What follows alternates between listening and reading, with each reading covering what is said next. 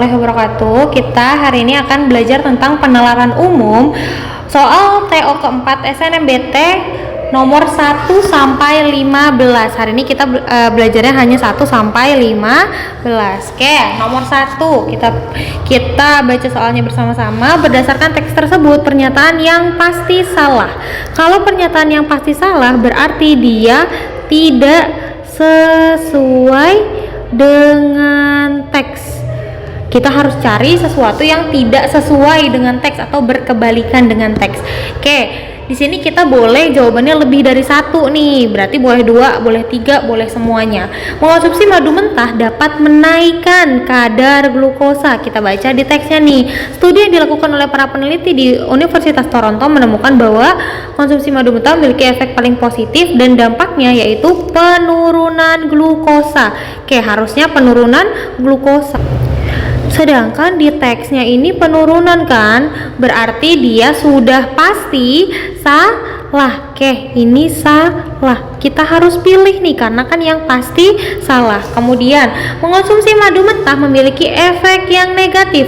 Kita cek di dalam teksnya efeknya negatif atau positif. Tadi udah ada ya efek yang paling positif. Berarti ini juga pasti salah. Pasti salah. Kemudian, mengonsumsi madu mentah dapat meningkatkan resiko diabetes mellitus.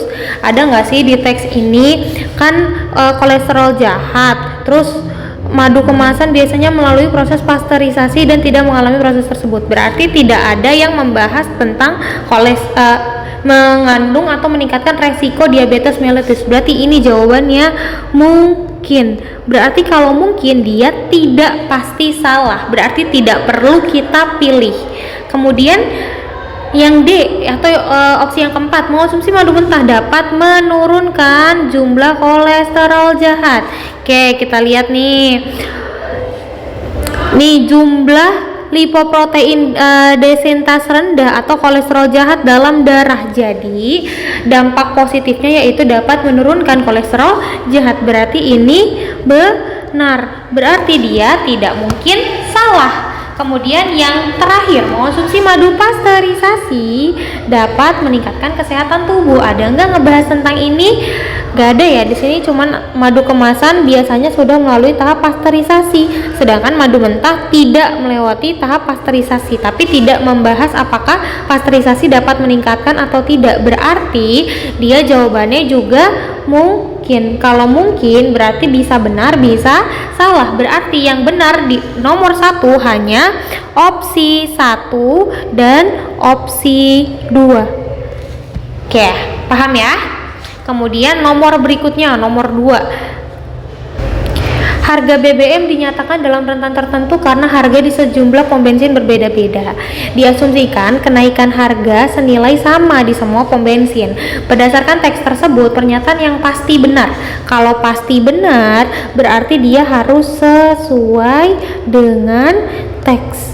Oke, yang sesuai dengan teks. PT Pertamina kembali menyesuaikan 4 jenis BBM.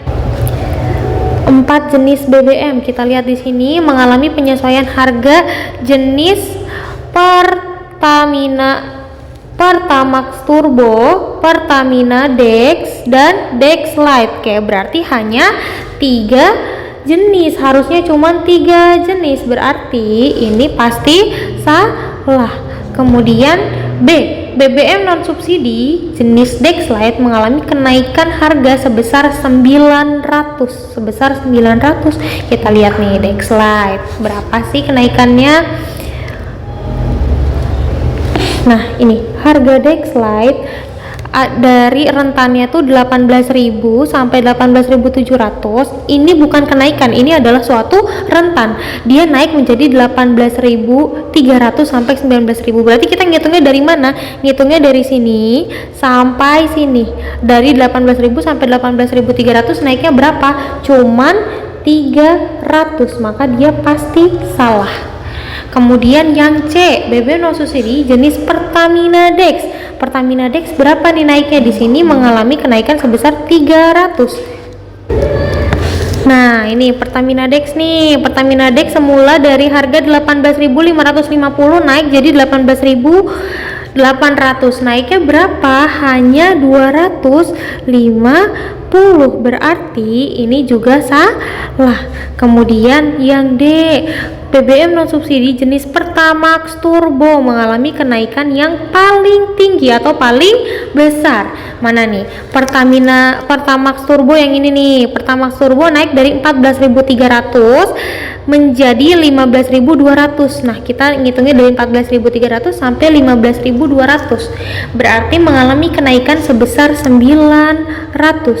Nah, berarti benar bahwa Pertamax Turbo mengalami kenaikan yang paling besar, karena kan kalau Pertamina Dex 250 ya. Terus kalau Dexlight hanya 300. Berarti jawaban yang paling benar adalah yang D. Kalau yang E, BBM non subsidi pertama kali. Sedangkan di sini katanya kembali menyesuaikan. Kalau kembali berarti sebelumnya sudah pernah. Oke, paham ya? Kemudian nomor selanjutnya kita masuk ke nomor 3. Pernyataan yang paling mungkin benar berdasarkan teks tersebut. Pertama, ada CEO Tesla Elon Musk akan melakukan uji coba chip otak nirkabel Neuralink pada manusia dalam 5 bulan ke depan. Oke, di sini CEO Tesla Elon Musk akan melakukan uji coba nirkabel Neuralink pada 6 bulan. Berarti ini salah, harusnya 6 bulan. Kemudian Neuralink akan melakukan uji klinis. Sebenarnya bukan Neuralink yang melakukan uji klinis ya, tapi CEO Tesla Elon Musk. Neuralink ini adalah suatu produknya dan dia melakukan uji klinisnya terhadap tumbuhan. Salah, harusnya dia sudah melakukan uji klinis. Nih, Neuralink dalam beberapa tahun terakhir telah melakukan tes terhadap hewan. Oke, berarti sudah pernah melakukannya di hewan, bukan di tumbuhan. Kemudian yang C, menurut Mas, chip otak memungkinkan orang mengalami kelumpuhan dapat berjalan normal kembali. Nih, menurut Mas, ada kata menurut Mas, chip tersebut memungkinkan pasien yang cacat dapat bergerak dan berkomunikasi lagi. Maka ini mungkin benar nih. Kan kita harus cari yang paling mungkin benar. Kalau yang D gimana sih? Yang D, organisasi Neuralink memproduksi chip otak berbasis di San Francisco Bay Area dan Austin, Meksiko. Adanya di Meksiko, tapi kalau di teks kita lihat Austin, Texas. Harusnya ada di Texas, berarti salah. Yang E, CEO Elon Musk mengatakan chip otak diproduksi Neuralink akan langsung diuji coba kepada hewan. Loh, Neuralink dalam beberapa tahun terakhir telah melakukan, berarti dia sudah melakukan dan akan diuji cobakan ke manusia, bukan ke hewan. Berarti ini salah. Yang paling mungkin benar adalah yang C. Berarti nomor 3 jawabannya C. Oke, lanjut nomor 4. Kesimpulan yang paling tepat dari teks tersebut. Oke, di sini kita punya Profesor Ali mengatakan konsumsi buah dan sayur masyarakat Indonesia adalah sebesar 100 gram. Sedangkan kita punya anjuran WHO. Anjuran WHO menyatakan kalau konsumsi buah dan sayur harus sebesar 400 gram. Dari 100 gram menuju 400 gram itu berapa persen? Hanya 25%. Di bawah angka 50% jawabannya adalah rendah, karena di bawah angka 50%. Maka nomor 4 jawabannya adalah yang E. Kebiasaan mengonsumsi buah dan sayur masyarakat Indonesia masih rendah. Gitu, paham ya? Kemudian nomor 5. Nomor 5, pernyataan yang memperkuat argumen. Oke, kalau memperkuat kita harus cek dulu nih, cek and recheck. 1, dia terkait atau tidak. Kemudian kalau dia sudah terkait atau tidak terkait, baru kita cek efeknya positif atau negatif terhadap teksnya. Oke, kita lihat nih. A, pihak kepolisian memberikan data bahwa terjadi peningkatan angka penipuan pada belanja daring. Emang di teksnya ngomongin apa? Ngomongin tentang PTX adalah suatu perusahaan e-commerce. Berarti kan dia suatu dampak yang negatif. Berarti dia tidak memperkuat kuat argumen. Jawabannya salah. Kemudian jumlah pelanggan PTX lebih rendah dibanding jumlah perusahaan kompetitor. Kita lihat nih, pada tahun ini PTX mengalami penurunan jumlah pelanggan. Menurut jajaran direksi, hal ini karena ada e-commerce kompetitor. Oke, berarti ini nyambung ya, terkait, dan dia juga memberikan efek yang positif,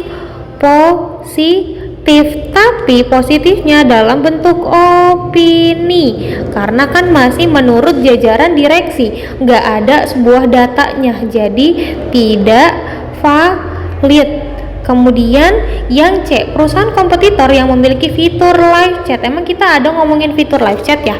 Kita kan cuma ngomongin fitur belanja saat menonton siaran langsung. Berarti tidak membahas fitur live chat, maka dia jawabannya tidak terkait. Berarti yang D, belum ada e-commerce yang mempunyai fitur siaran langsung tahun lalu. Kata kuncinya tahun lalu. Nah, di sini juga ada nih, pada tahun ini PTX mengalami penurunan jumlah karena ada fitur belanja secara langsung oleh e-commerce kompetitor. Berarti kan tahun lalu nggak ada ya, maka ini juga memberikan dampak yang positif, tapi berdasarkan suatu fakta, karena ada tahun, maka yang paling benar jawabannya adalah yang D, gitu. Paham ya? Oke, kemudian kita lanjut nih, nomor 6. Tadi memperkuat, sekarang memperlemah. Kalau memperlemah, kita harus cari efek yang negatif. Ini ngebahas apa? Kata kuncinya, Menteri Koordinator Bidang Kemaritiman dan Investasi Menko Manpas Luhut menyebutkan subsidi pembelian kendaraan listrik baik itu mobil atau motor akan mulai diterapkan pada 2023 mendatang. Pemerintah memberikan subsidi sebagai upaya merangsang daya beli masyarakat. Kenapa? Karena ada ramah lingkungan untuk mencapai zero emission pada tahun 2060 mendatang. Oke. A. Pemberian subsidi pembelian kendaraan listrik akan dimulai akhir tahun 2023. Ini sejalan nih dengan teksnya yang mulai diterapkan pada 2023 mendatang nih yang ini. Berarti dia memberikan efek yang positif. Kita kan harus nyari efek yang negatif ya. Kemudian B, pembangunan stasiun pengisian kendaraan listrik umum belum merata. Kan kita lagi mau subsidi pembelian kendaraan listrik supaya merangsang daya beli ya, tapi kita malah ngasih tahu kalau pengisiannya belum merata. Berarti ini memberikan efek yang positif atau negatif? Iya betul, ini memberikan efek yang negatif. Nah, berarti ini nih yang bisa kita pilih, tapi coba kita cek dulu yang C. Pemerintah menargetkan Indonesia akan bebas emisi. Bebas emisi sama saja seperti zero emission, maka ini dampaknya positif. Kemudian subsidi diberikan pemerintah untuk merangsang daya beli, sesuai dengan teks ya, merangsang daya beli, maka dia positif. Kemudian penggunaan kendaraan listrik akan memberikan dampak yang positif dan negatif. Nah, ini ada positif, ada negatif, berarti dia netral. Nah, yang memperlemah pasti cuman yang efek negatif, atau jawabannya adalah B. Oke, kita pindah lagi, nomor 7. Kita ada peneliti A. Peneliti A mengatakan tanaman X mengalami suatu evolusi karena lingkungannya yang ekstrim. Kemudian kita ada peneliti B yang menyatakan tanaman X tidak memiliki zat hijau daun sehingga dia mengalami evolusi. Berarti beda nih antara A dan B ya. Kemudian hasil penelitian terbaru menyatakan tanaman X mengalami evolusi karena adaptasi habitat. Nah guys, tahu nggak kalau lingkungan adalah bagian dari suatu habitat, maka hasil penelitian ini berhubungan atau nyambung dengan peneliti A dan dia memperkuat. Tapi dia ada nggak sih hubungannya sama peneliti B? Peneliti B kan bilangnya zat hijau daun ya, terus mengalami evolusi, sedangkan peneliti terbaru mengalami evolusinya karena adaptasi habitat, maka dia tidak terkait. Maka jawabannya apa? Hasil penelitian terbaru memperkuat peneliti A. benar. Hasil penelitian terbaru memperkuat pernyataan peneliti B. Salah dong, karena dia tidak memperkuat. Hasil penelitian terbaru memperlemah pernyataan peneliti A. Salah dong, karena kan dia memperkuat justru. Nah, yang nomor 4 nih, banyak yang jawabnya justru benar. Padahal harusnya jawabannya adalah salah. Jadi, bukan berarti hasil penelitian terbaru ini memperlemah, tidak memperkuat, bukan berarti dia memperlemah gitu. Jadi dia tidak terkait. Kalau tidak terkait, dia tidak memberikan efek yang negatif, tidak memberikan efek yang positif gitu. Jadi jawabannya benar, salah, salah, salah. Nomor 7 ini, kalau ada salah satu yang salah, akan tetap dianggap salah. Jadi misal teman-teman jawabnya benar, salah, salah, benar, maka tetap akan dianggap salah gitu ya. Oke, nomor 8. Pernyataan berikut yang menjelaskan akibat dari tingginya suatu tempat. Banyak faktor yang mempengaruhi keadaan suhu suatu tempat, salah satunya yaitu ketinggian. Nah, kata kuncinya di sini nih teman-teman. Makin tinggi suatu tempat, maka makin dingin pula biasanya tempat tersebut. Maka akibat dari tingginya suatu tempat adalah tempatnya harus dingin. Maka kita harus cari tempat yang menunjukkan kata bahwa tempat yang tinggi itu dingin. A. Kebanyakan orang di pegunungan tidak membutuhkan jaket. Salah ya, harusnya kan butuh justru, karena kan dingin ya. Angin bertiup sangat kencang di wilayah dataran tinggi. Salah, karena angin biasanya kencangnya di dataran rendah kayak di pantai. Nah, kemudian C. Ada daerah yang diselimuti hawa dingin walaupun jauh dari pegunungan. Nggak ada hubungannya ya, kan kita harus nyari akibat dari tingginya suatu tempat. Yang D. Banyak mendaki gunung yang menggunakan jaket karena suhu yang tinggi di wilayah gunung. Nah, teman-teman banyak yang kejebak nih. Pasti banyak yang jawab ini. Bener Kak, karena kan menggunakan jaket. Tapi hati-hati nih teman-teman. Di sini ada kata suhu yang tinggi. Kalian tahu suhu yang tinggi artinya panas atau dingin? Iya, suhu yang tinggi artinya adalah suhu yang panas, maka dia salah tetap. Jadi jawabannya bukan yang D, tapi jawabannya adalah yang E. Kenapa yang E? Karena banyak warung di daerah di daerah pegunungan yang menjual aneka makanan dan minuman yang hangat. Makanan dan minuman yang hangat ini adalah dampak dari cuacanya dingin. Maka jawabannya adalah yang E. Gitu. Oke, kemudian nomor 9. Pernyataan berikut yang paling menjelaskan suatu perbedaan.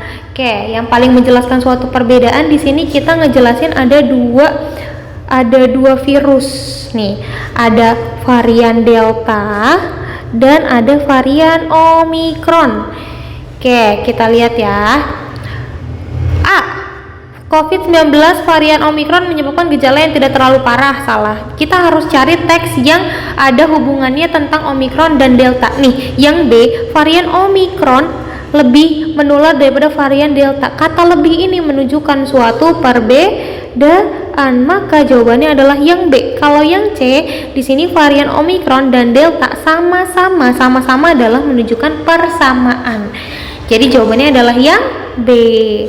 Oke, kemudian lanjut nomor 10. Pernyataan berikut yang didukung oleh teks di atas. Oke, ini teksnya adalah manfaat tumbuhan bagi makhluk hidup, yaitu menyerap karbon dioksida serta melepaskan oksigen. Berarti dia menghasilkan oksigen.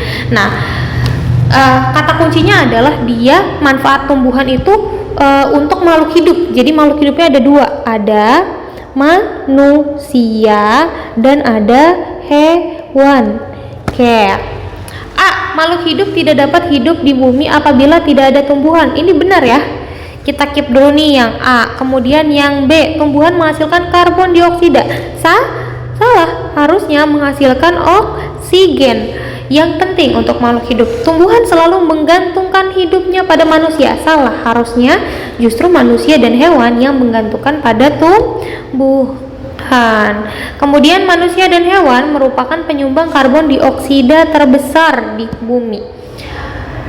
Benar, tapi tidak ada hubungannya di teks karena teksnya kan ngejelasin tentang manfaat tumbuhan. Kemudian E, tumbuhan membutuhkan nutrisi yang cukup. Ini juga benar, tapi tidak ada hubungannya. Jawaban yang benar adalah yang A.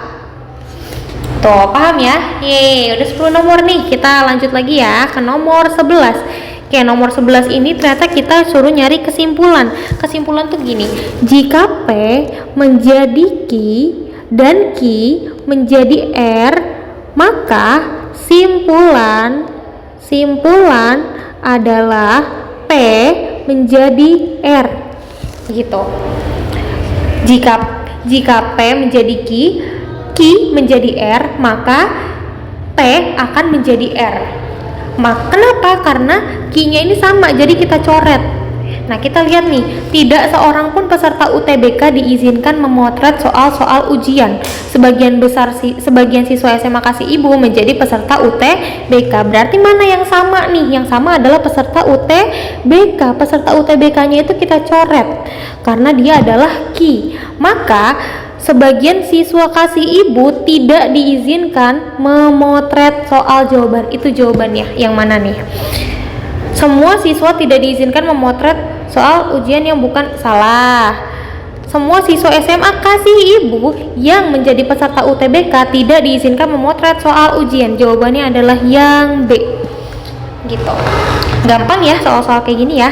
Kemudian nomor 12. Kita punya kelayakan dari suatu komputer. Jika suatu komputer tidak layak digunakan, maka proses bootingnya akan lama. Lalu dia akan sering melakukan not responding dan muncul blue screen secara tiba-tiba.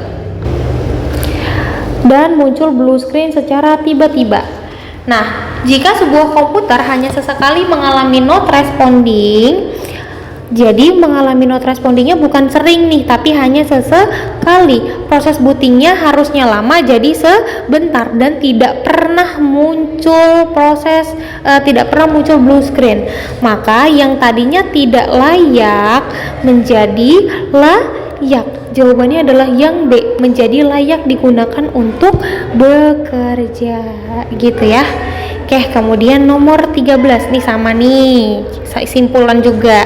P menjadi Q menjadi R, maka simpulannya adalah P menjadi R. Di sini jika hujan deras mengguyur maka jalan protokol banjir.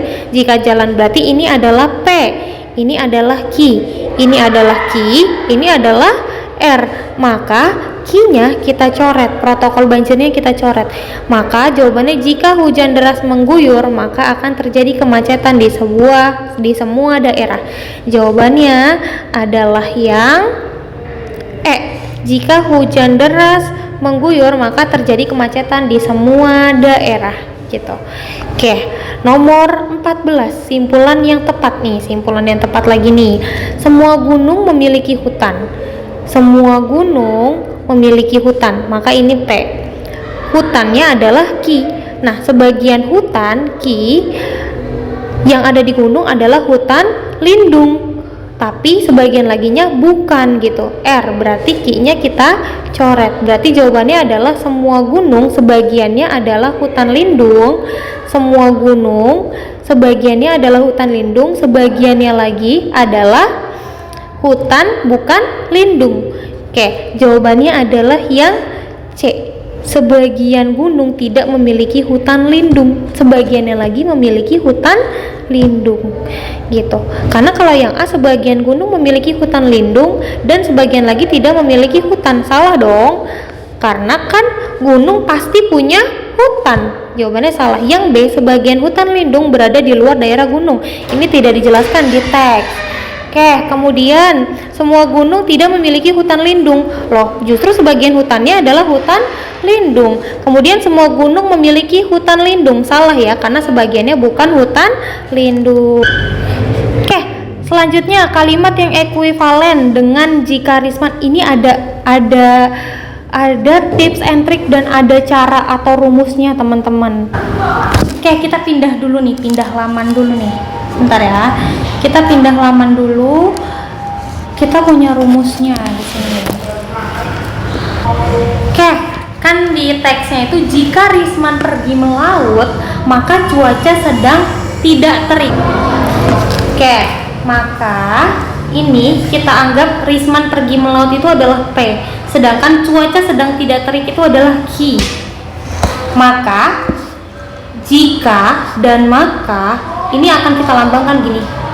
Jika P, maka Q. Kayak gini. Nah, ada rumusnya benar salah gini. Ini kan P. Lalu ini Q. Ini benar, salah. Ini salah. Ini benar, salah. Oke. Rumusnya jika P menjadi Q, jika P maka Q, maka yang hanya salah hanya B jadi S. Maka ini salah. Sisanya semua benar. Maka P menjadi Q adalah benar di sini ya. Ini benar dan salah berarti salah. Salah dan benar berarti benar. Salah berarti benar.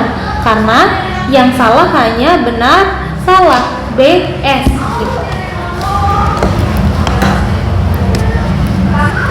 Nah, kita juga punya aturan nih. Aturannya kita bisa ganti jadi dan atau. Kalau lambang ini kan, lambang ini melambangkan jika dan maka. Kalau dan itu misal P dan Q. Ini adalah lambang dari dan. Maka B bertemu B akan menjadi benar. Sisanya menjadi salah. Ini juga ya, sisa menjadi salah. Kemudian kalau P atau Q, atau ini atau lambang dari atau, maka salah bertemu salah akan menjadi salah. Sisanya akan menjadi benar, maka dia kebalikan dari dan gitu. Oke, kita lihat. Oh ya, kita juga punya ingkaran. Ini adalah ingkaran P, sedangkan ini adalah ingkaran Q.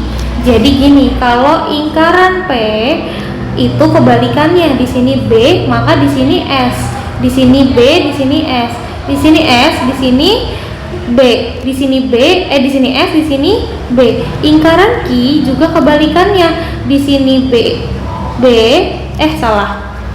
maaf. Di sini kan B, maka di sininya S, di sini S, di sini B, di sini B, maka di sini S, di sini S, maka di sini B gitu. Ingkaran atau suatu kebalikannya gitu. Nah, kita sekarang punya opsinya A, B, C, D, E. Kita lihat, balik lagi ke soalnya nih.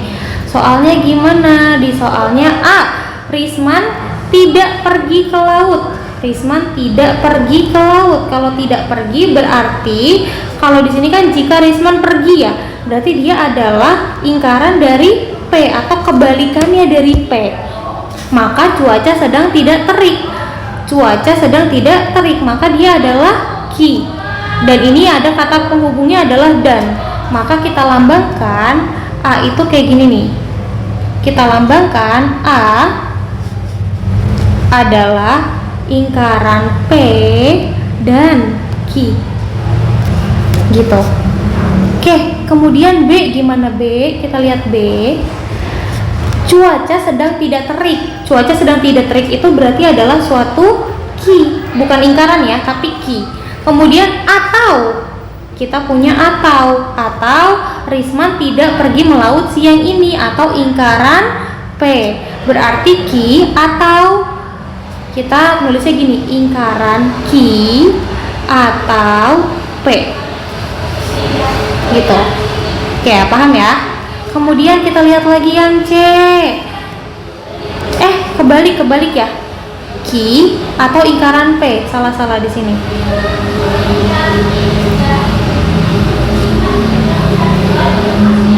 Q atau ingkaran P. Kemudian yang C gimana yang C? Risman tidak pergi melaut berarti ingkaran P. Atau cuaca sedang terik berarti ingkaran Q. Oke, kita tulis dulu ya, ingkaran P atau ingkaran Q. Ingkaran P atau ingkaran Q. Kemudian D gimana D? Risman pergi melaut, berarti ini P. Atau cuaca sedang terik, ingkaran Q. Atau lagi, kita lihatnya atau lagi ya, berarti ingkaran P atau Q, gitu bukan? Ingkaran P atau Q. Oh, kebalik, P atau ingkaran Q.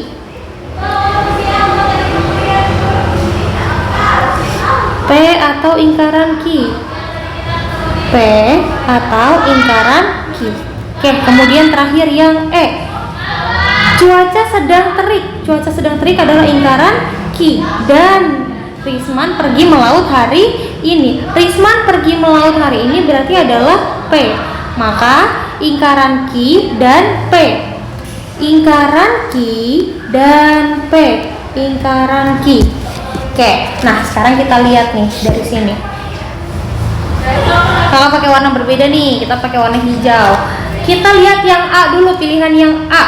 Pilihan yang A adalah ingkaran P. Maka kita lihat di sini ingkaran P. Ingkaran P bersama dengan Q. Nah, ini Q.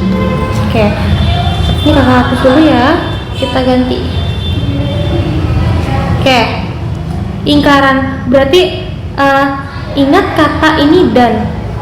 Kalau dan berarti aturannya yang ini dan. Hanya B dan B yang akan menjadi benar, sisanya akan salah. Oke, berarti gimana nih? Berarti S ketemu B, S ketemu B yaitu akan menjadi salah. Kemudian S ketemu S akan menjadi salah. Kemudian S ketemu B akan menjadi tetap salah karena dan.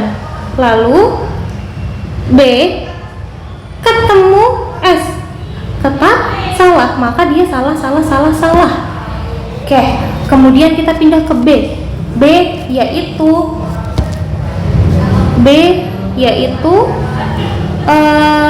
Q. Kita lihat nih Q. Kita ganti warna lagi. Q yang mana? Q yang ini nih, Q dengan ingkaran P. Tapi atau kalau atau aturannya yang S ketemu S salah, sisanya benar gitu ya. Oke, gimana nih berarti Q B ketemu S. Kalau B ketemu S maka jawabannya adalah benar. Kemudian S ketemu S akan jadi salah. Kemudian B ketemu B ketemu B akan jadi benar. S ketemu B akan menjadi benar. Oke, kita pindah ke B ke C. Kita pindah ke C ya. C yaitu ingkaran P. Ingkaran P bertemu dengan ingkaran Q. Ini ingkaran P dan ingkaran Q. Tapi atau berarti aturannya adalah S ketemu S salah, sisanya berarti benar. Oke, ini S ketemu S, maka jawabannya salah. S ketemu B, jawabannya benar. Benar ketemu salah, jawabannya benar. Benar ketemu benar, jawabannya benar. Oke, kemudian yang D. Yang D, P bertemu dengan ingkaran Q. P bertemu dengan ingkaran Q. P bertemu ingkaran Q. Berarti tapi aturannya atau, berarti masih sama ya, salah, sisanya benar. Oke, kemudian di sini benar ketemu salah, jawabannya benar. Oke, benar ketemu benar, jawabannya benar. Kemudian salah bertemu salah, jawabannya salah. Salah bertemu benar, jawabannya benar. Oke, kemudian yang terakhir yaitu kita cari ingkaran Q bertemu dengan P. Ingkaran Q bertemu dengan P tapi dan, berarti harus B ketemu B benar, sisanya salah. Oke, ingkaran Q salah ketemu benar, tetap menjadi salah. Kemudian benar ketemu benar akan jadi benar. Kemudian salah ketemu salah tetap salah. Benar ketemu salah tetap salah. Nah, udah selesai nih kita A, B, C, D. Udah kita kotak-kotakan. Kita harus cari soalnya gimana katanya. Kata soalnya adalah kita harus cari kalimat yang ekuivalen. Ekuivalen itu artinya maknanya setara. Oke, maknanya setara. Berarti kita harus cari yang sama dengan kayak gini. Karena soalnya adalah jika dan maka. Jika dan maka itu tandanya adalah tanda panah. Berarti yang kayak gini, yang benar, salah, benar, benar. A benar gak nih? A salah, berarti salah. B benar, salah, benar, benar. Nah, berarti jawabannya adalah yang B. Kalau yang C kan salah, benar, benar, benar. Sedangkan harusnya benar, salah, benar, benar. Berarti salah nih. Yang D juga salah, yang E salah. Jawaban yang paling benar adalah yang B. Maka kita pilih yang B. Yang B itu apa? Yang B, cuaca sedang tidak terik atau Risman tidak pergi melaut siang ini. Selesai. 1 sampai 15 selesai. 15 nih soal yang menurut kakak agak hot nih. Kalian harus ngitung satu-satu gitu. Sisanya gampang lah ya. Semoga kalian semua lancar dan semangat ya untuk mengerjakan UTBK-nya. Kurang lebihnya mohon maaf, kakak tutup. Wassalamualaikum warahmatullahi wabarakatuh.